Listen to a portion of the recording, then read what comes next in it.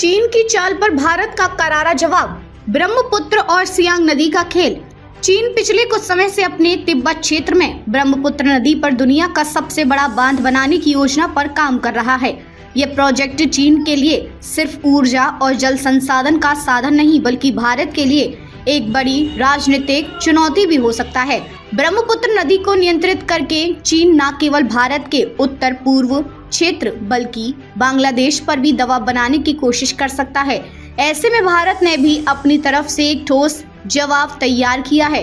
सियांग नदी पर अपर multipurpose project Brahmaputra जीवन रेखा पर चीन का खेल।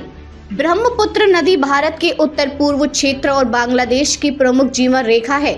यह नदी अरुणाचल प्रदेश में सियांग के नाम से भारत में प्रवेश करती है और असम में ब्रह्मपुत्र के नाम से जानी जाती है। चीन इस नदी पर बांध बनाकर पानी का प्रवाह रोक सकता है। इससे न केवल भारत के इस क्षेत्र की जलापूर्ति प्रभावित होगी बल्कि हर साल आने वाली बाढ़ और सूखे जैसी समस्याएं भी और भी गंभीर हो सकती हैं।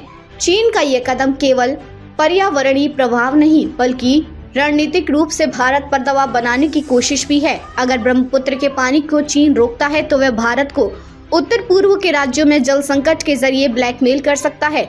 सियांग पर मल्टीपर्पज प्रोजेक्ट भारत का ठोस जवाब। भारत सरकार ने इस चुनौती का सामना करने के लिए सियांग नदी पर अपर मल्टीपर्पज प्रोजेक्ट का प्रस्ताव रखा है। यह परियोजना न केवल हर साल आने वाली बाढ़ को नियंत्रित करेगी बल्कि सिंचाई और बिजली उत्पादन में भी मददगार होगी।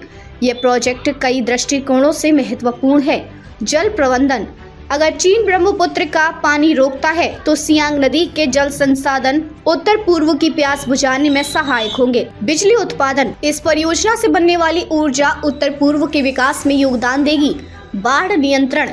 मानसून में सियांग नदी के बाढ़ से होने वाले नुकसान को नियंत्रित किया जा सकेगा। अरुणाचल प्रदेश में विरोध। स्थानीय लोगों की चिंता। हालांकि इस प्रोजेक्ट का स्थानीय स्तर पर कड़ा विरोध हो रहा है। अरुणाचल प्रदेश में सियांग नदी के किनारे बसे गांव के लोगों को डर है कि इस परियोजना से उनकी आजीविका खत्म हो जाएगी। यह क्षेत्र खेती और संतरे की फसलों के लिए प्रसिद्ध है।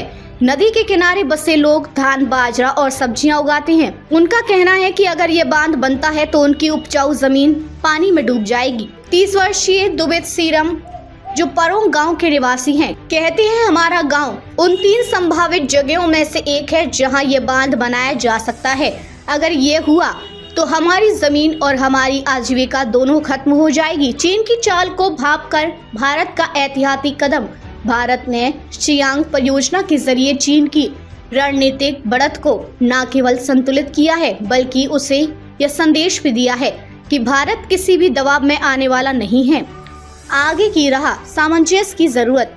भारत सरकार के लिए यह जरूरी है कि वह स्थानीय लोगों की चिंताओं को ध्यान में रखकर इस प्रोजेक्ट को आगे बढ़ाए।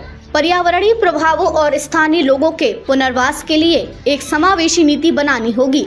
सियांग पर मल्टीपर्पज प्रोजेक्ट भारत के लिए एक महत्वपूर्ण रणनीति और विकासशील कदम है, लेकिन इसे सफल बनाने के लिए स्थानीय लोगों का सहयोग और विश्वास जीतना जरूरी है।